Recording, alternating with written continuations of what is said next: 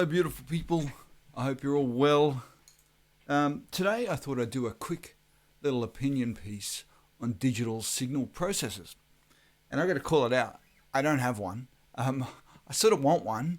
I know, like they're pretty expensive. Like here in Australia, they're about $1,000 upwards, right? 1,500, and I guess I can understand why. Like they've got like 40 different amplifiers, hundreds of different effects pedals, and there's probably like a million different combinations you could make out of all of those amps and all of those effects pedals. And you know what? If you're playing in a cover band and you got to cover 60 different songs and different styles and all of these sorts of things, I could sort of understand why you might want a few different options to be able to play with. But I don't, right? So for me, all of my work is in the creation of music. So for me, I'm either here or I'm playing somewhere, but I'm playing my own music, right? So that's sort of different for me. And when I think about it, I've tried to play one of those DSPs, and I didn't feel it. Like I really didn't feel the tone coming through. And by the way, congratulations to that pedal show. 10 years. I think I've bought one merch shirt in the last 30 years since I last went to the Guns N' Roses concert as a teenager. And it's one of theirs because I really love their show. But for me, getting back to the topic, right, these digital signal processors, that I'm actually scared of them, right? Because it sounds to me like a massive distraction. Because over the past few years, I've had these minute incremental improvements on my sound. So every time I get something, I want to get the absolute best sound quality out of my amplifier. I want to get the absolute best sound quality out of the guitar, whether it's this one or any of my guitars. And I want to get the best sound quality out of my pedal board, right? And I've just been inching and inching and inching my way to the point now where I feel like I have my sound, right?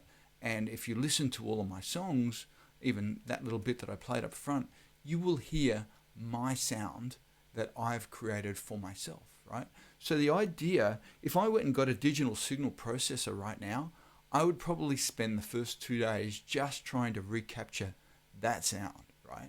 And I really have two or three variations on that sound, right? I might kick on a blues driver if I want a bit of a grit. I typically leave a tremolo on because I love it. Tremolo, that sort of heartbeat sort of feeling in the music.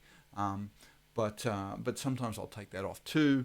Sometimes I'll put on, I've got this cloud burst, which just gives it a little bit of flair, a bit of flavor, synthetic sort of flavor, but not very much, right? I'm quite clear on what my sound is. So all of my focus has been, how do I get as much beauty out of the sound that I've created for myself? So look, I get these DSPs are great. They're quite expensive, right? So if you're going to get it, you may as well play a different sound every day. But the thought of playing a different sound every day actually sort of kills the creativity for me too, right? I need to sit in a sound, and I need to sit in it for a week or a month or 6 months to get the most I can out of that sound. And when I feel like I've done everything I can out of that sound, maybe I'll go and buy a new amplifier, or I'll go and buy another pedal and throw it on the board just for something different. But then I'm going to want to sit in that sound too. I'm going to try and get the absolute most beauty I can out of that sound before I'm going to go looking for something else. So I love these digital signal processors. I think they're amazing. I didn't get a feel out of it like I feel when I hear the music coming through my tube amp, but I'm a bit of a a snob when it comes to that. I think what I'd actually prefer is, rather than these things costing, $1,000, $2,000, $3,000, if I could just pay for the sounds I want, like maybe that would be better. Maybe having a unit where you just pay for the sounds you want would be nicer. And I'll admit, having one pedal instead of all of these different things might be great too. But for me, it just doesn't work. But again, I don't play in a band playing covers of lots of different people's songs, so I don't have a need to sound like anybody other than myself. So that's why I don't use a digital signal processor.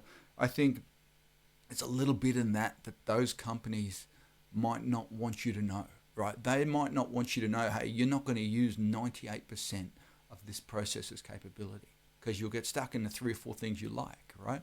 They don't want you to know that because they want you to buy the full set.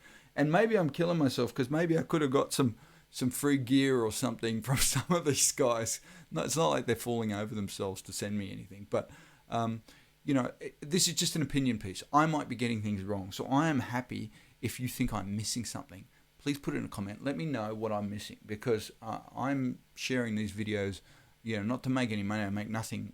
I haven't monetized a single thing. So I'm only sharing these videos in the hope that maybe it helps someone who's trying to make a decision of, do they go and spend $2,000 on one of these things, or maybe they've got a great setup already that they should just spend more time creating with, or maybe they do need one of those things. I don't know. But look, if you found some value in this, and you haven't already, I never ask this, but come and follow me, subscribe, like, do all the stuff that regular good people do, and I hope you learn something. Again, that's just my opinion, but I'd love to hear if you disagree or if you think there's something maybe I've forgotten. Thanks for listening.